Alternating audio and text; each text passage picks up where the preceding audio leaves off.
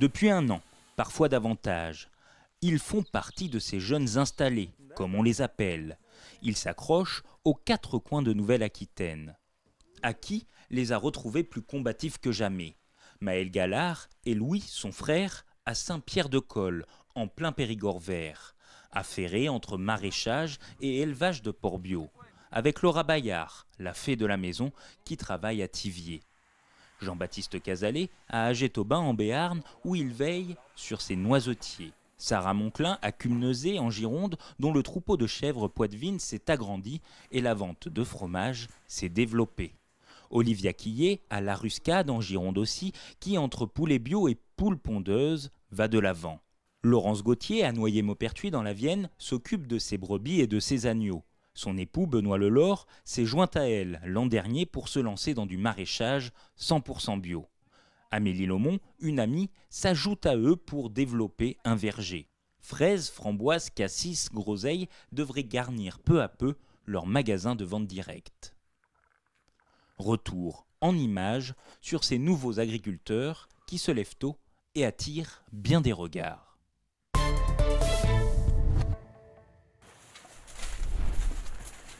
Cos de Cesseron en Dordogne.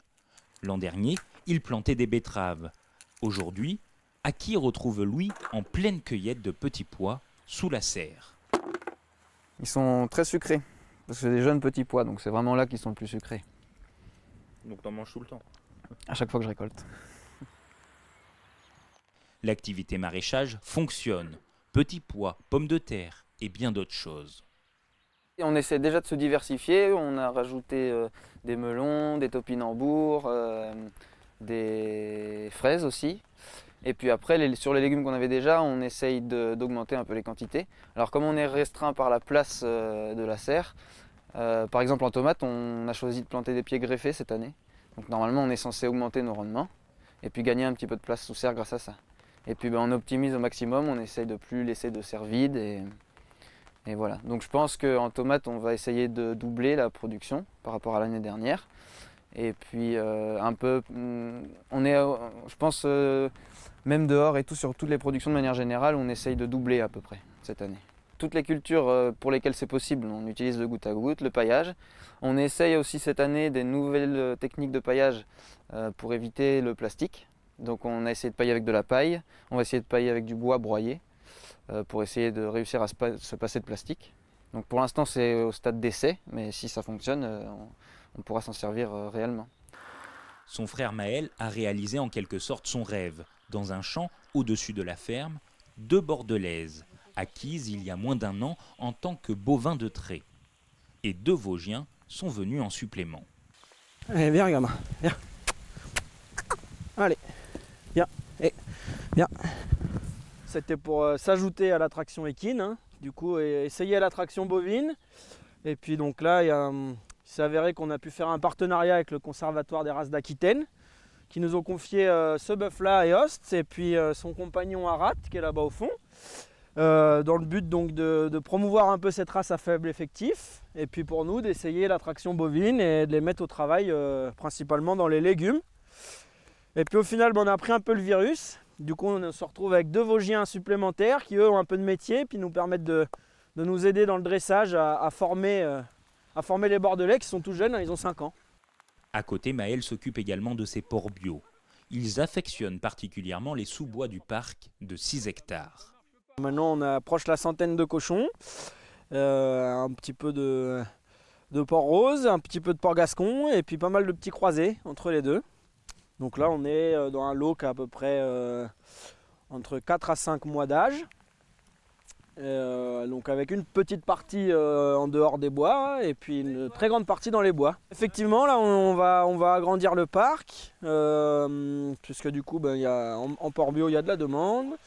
On commence à être un petit peu à l'étroit ici et puis surtout on va commencer à faire naisseurs. Nos premières truies vont mettre bas d'ici 1 mois et demi. Donc on va leur faire des parcs un peu exprès pour elles, de manière à ce qu'elles soient un peu tranquilles à l'écart des autres et puis pouvoir faire leurs petits dans des prairies bien vertes. Quant à Laura, la compagne de Maël, elle veille au grain. La ferme maintenant est lancée et puis nous aussi, on est aussi mieux installés. Donc c'est sûr que c'est plus confortable au quotidien parce que quand les journées arrivent un peu à rallonge, effectivement, on est content d'être un peu plus dans un chez-soi plutôt que de camper. Et puis de séparer les foyers, je pense que ça fait aussi pas de mal à l'entente générale à la ferme. Donc c'est plutôt un bien. C'est des choix. On a mis un peu une grosse priorité à gérer les deux en même temps, à la fois la ferme et les travaux de la maison, pour que le lancement se passe le mieux pour tout le monde.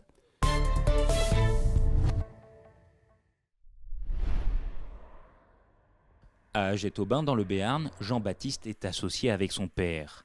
Son projet initial était de développer la culture de noix.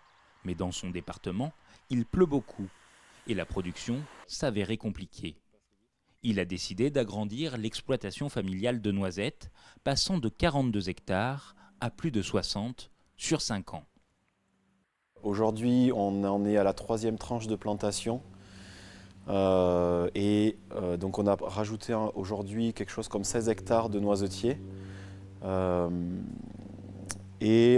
Finalement, les 2 tranches qui restent, donc pour continuer sur le projet des 5 ans, on va les décaler et ce ne sera plus un projet à 5 ans, mais ce sera un projet à 7-8 ans pour arriver à la fin de ce projet. Donc on a décidé de décaler un peu le projet parce que, comme je vous ai expliqué au départ, on a plusieurs ateliers, qu'on a déjà un verger en production qui demande de l'attention, qu'on a un verger qui est nouveau et qui va rentrer en production, et lui aussi il est important de bien le développer pour qu'il produise au maximum.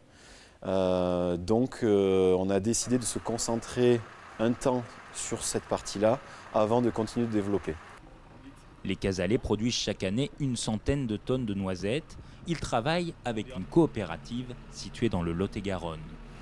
Le marché de la noisette, il s'est porté très bien jusqu'à cette année où le cours mondial a été à la baisse. Et donc aujourd'hui, on a un cours qui est revenu à la normale, qui aurait même peut-être tendance à baisser encore un petit peu. Aujourd'hui, on a réussi quand même à garder un peu et à faire valoir l'exception française et à mettre en avant cette production française qui est une production d'une excellente qualité. Et donc on a réussi pour les producteurs adhérents de la coopérative de maintenir les prix qui pouvaient se produire l'année dernière. Voilà. Les récoltes sont prévues entre la mi-septembre et le mois d'octobre, mais pas pour ces jeunes pousses qui viennent juste d'être plantées. Donc là on est sur la plantation de cette année, donc ça a été planté en janvier 2019. Donc c'est la dernière tranche de plantation. Ici on est sur 4 hectares de noisetiers. On en a planté pour la première fois cette année. Donc on en a planté 4 hectares et donc ça a été planté il y a 3 mois maintenant. Donc on voit ça commence à sortir les feuilles et donc ça produira ses premières noisettes dans 4 ans.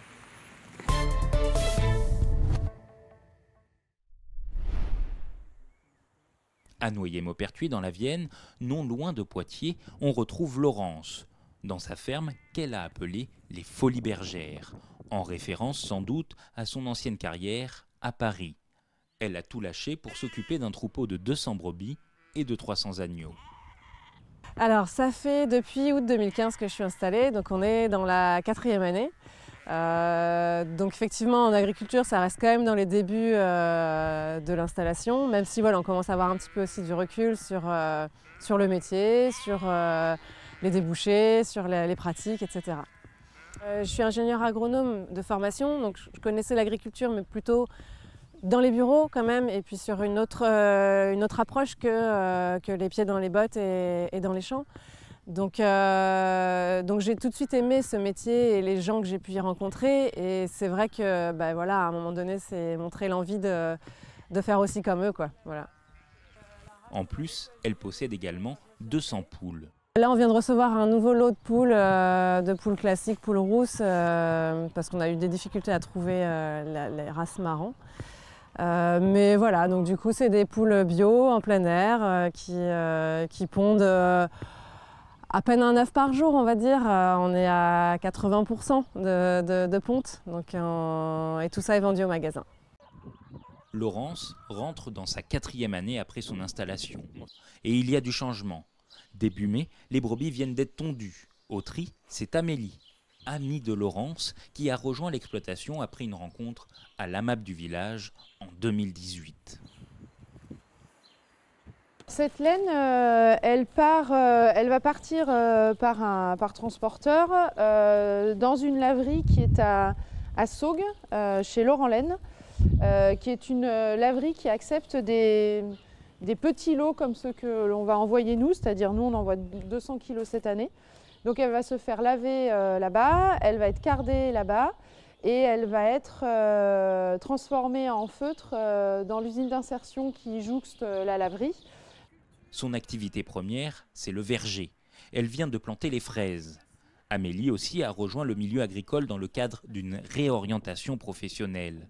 Sa mise en place s'est faite sur 2 hectares, soit environ 600 arbres. Pommes, poires, prunes, pêches, coings, il y en aura pour tous les goûts. J'ai implanté moi mes premières fraises chez eux parce que du coup je vais implanter un verger et on va travailler à diversifier les productions sur cette ferme, à avoir du maraîchage qu'on voit derrière, des petits fruits ici au verger pas loin, en plus des moutons et des poules pondeuses qu'il y a déjà sur la ferme. Autre nouveauté, l'activité maraîchage. C'est Benoît qui s'en charge. Le compagnon de Laurence travaillait jusqu'alors au Conseil régional de Nouvelle-Aquitaine. Il a démissionné pour se donner à fond sur l'exploitation. Plantations de courgettes, de carottes, de céleri sont prévues jusqu'à la mi-juillet. Ces produits sont vendus en circuit court, à la supérette du village, à l'école des alentours et en vente directe. Donc là vous êtes dans une serre qui est toute neuve. On l'a montée cet hiver, on l'a terminée là début mars. Et vous voyez, on a planté tomates, aubergines, poivrons pour des légumes d'été pour les clients du magasin.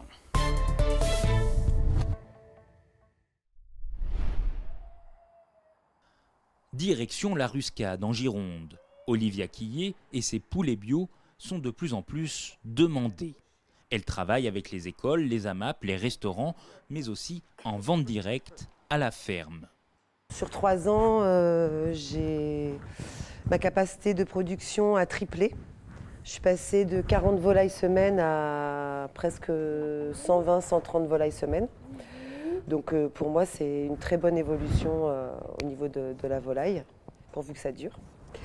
Et les gens que je rencontre ici en vente directe ou en livraison, ce sont des gens vraiment qui sont dans cette démarche de manger local, de rencontrer le producteur et de savoir ce qu'ils ont dans leur assiette, quoi. Donc il y a vraiment des échanges avec eux, ils sont intéressés, ils veulent savoir ce qui se passe, quoi. Son élevage de poulets a doublé chaque année et elle aimerait atteindre d'ici peu les 160, sa capacité maximale de production. Ce sont des cabanes donc de 35 mètres carrés mobiles en bois.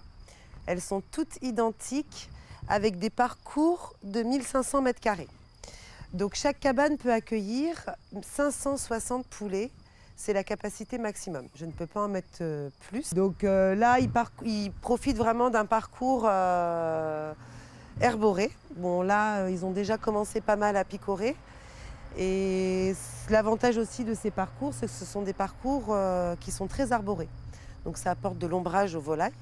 Et ça leur permet aussi du coup d'explorer tout le parcours, hein, parce que ça leur fait des zones du coup pour se cacher, ombragées, donc pour eux c'est très sécurisant. Ces poulets bio aiment picorer dans les grands arbres. Ils ont au minimum 120 jours d'élevage dans les pattes, à la différence des 81 jours réglementaires. Olivia a choisi de les pousser un peu plus pour que la chair soit ferme et que le poulet soit plus goûteux. Bien évidemment, elle ramasse également les œufs des poules, matin et soir.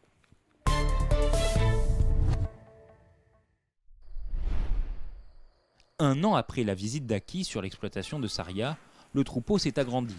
Il a tout simplement doublé. Aujourd'hui, on a 60 mères et une quinzaine de petites pour le renouvellement. Alors, ça marche bien? On est content, ouais. On a un très bon accueil. de la part des consommateurs, comme j'aime bien dire. Des gens très investis dans leur consommation, qui ont envie de manger différemment, plus sainement, des produits qualitatifs, qui sont faits avec respect de l'animal. Voilà. Même si elle est officiellement toute seule sur l'exploitation, elle bénéficie de l'aide de son compagnon qui la soutient en chaussant parfois les bottes. Ce dont il faut avoir vraiment conscience dans ce genre de métier, c'est que tout seul, on ne peut pas y arriver. Donc quand on s'investit, quand on se lance dans un projet tel que le nôtre, même si le compagnon ne s'intègre pas au projet, il faut qu'il ait bien conscience qu'à la fin de ses journées de travail, il chausse les bottes et puis il s'y met tout pareil. Doucement les filles. La traite des chèvres, matin et soir, lui prend un peu plus d'1 heure. Et ces bêtes savent se comporter. C'est toujours la même qui ouvre le chemin et qui sait parfois lui rappeler son retard. Saria est tout simplement heureuse dans son métier. Elle l'affiche clairement dans sa vitrine. Il n'y a pas de bon fromage sans amour. Elle en produit 7 sortes qui sont convoitées à la ferme, mais aussi sur les marchés de Saint-André-de-Cubzac et de Bassens. Saria, pas de bon fromage sans amour des chèvres. Du fromage, on peut en faire sans amour, mais du bon fromage, on n'en fait pas. Et alors, c'est quoi l'amour des chèvres? C'est une relation Ça particulière? On les connaît par leur nom, oui. Oui, c'est une relation de confiance, une bonne collaboration. Elles savent que je suis là pour elles, comme elles sont là pour moi. Et on ne se lâche pas, on forme une équipe.